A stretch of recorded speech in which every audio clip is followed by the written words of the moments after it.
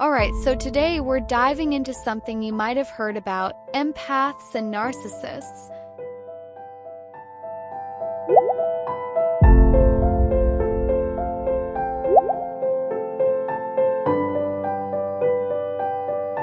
And more specifically, the different types of empaths, how they deal with narcissists, and whether they can actually beat them. Let's break it down in a way that's easy to understand. Now, when we talk about empaths, we're basically talking about people who can feel and absorb the emotions of others. But here's the thing, empaths aren't all the same. There are four main types: normal empaths, codependent empaths, super empaths, and contagion empaths. Most people don't fit neatly into one category. In fact, it's pretty common to show traits from a mix of them, and sometimes you might even feel like all four at once. A lot of people claim they're super empaths, the kind who supposedly go toe-to-toe with narcissists and win every time. But here's the catch: being a true super empath is pretty rare. Most people who say they are might just be exaggerating a bit. It's not because they're narcissistic themselves, but more because they've had bad experiences with narcissists and feel like they've developed some kind of superpower afterward. So what's the deal with super empaths and narcissists? Well, narcissists, especially those in the mid-range, tend to think they're the best at understanding others. They believe they're superior and often manipulate people to maintain control.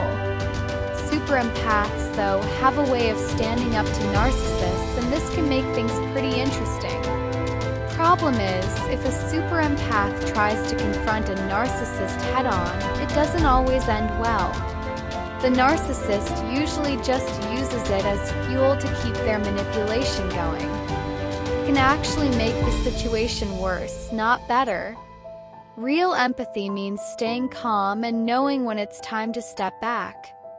And that's where some people get confused. Super empaths don't win by fighting. They win by setting boundaries and knowing when to walk away. Think of it like that moment in a movie where the hero says, "You shall not pass." They don't need to attack, they just stand their ground. When super empaths do this, when they set limits and protect themselves, they're not trying to defeat the narcissist. They're just stopping the abuse and making sure they're safe. Sometimes it's their narcissistic traits like pride that help them fight back. But more often, it's their sense of justice that shines through. They stand up for what's right, but they don't get stuck in emotional battles. So let's talk about no contact. This is where a lot of empaths, especially super empaths, really win. Instead of going after the narcissist, they just cut them off completely.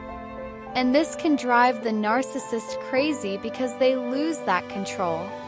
Super empaths are good at this because they've learned not to let the narcissist's games affect them. But it's important to know that any empath, not just super empaths, can break free from a narcissist. It's not about being more empathetic or special. It's about lowering emotional thinking and focusing on logical actions. That's why going no contact is so powerful. It's like slowly turning off the narcissist's influence until they're completely out of your life. Here's something else to keep in mind. A lot of empaths, especially when they're still emotional, want what's called assassin's revenge. This is when you want to take down the narcissist's entire world, make them pay for all the hurt they've caused. But this rarely works if your emotions are still too high. The best way to succeed at something like that is after at least 6 months of no contact. Why? Because by then, you're not reacting emotionally anymore. You're calm, cool, and collected. And the narcissist won't even see it coming.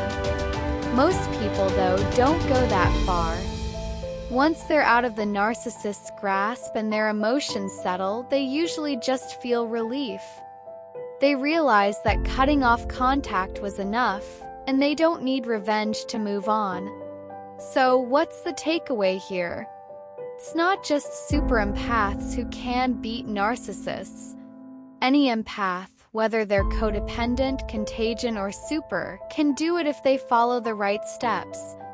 Key is to control your emotional thinking, set boundaries, and most importantly, go no contact. For super empaths, their strength lies in knowing when to walk away and let the narcissist's influence fade.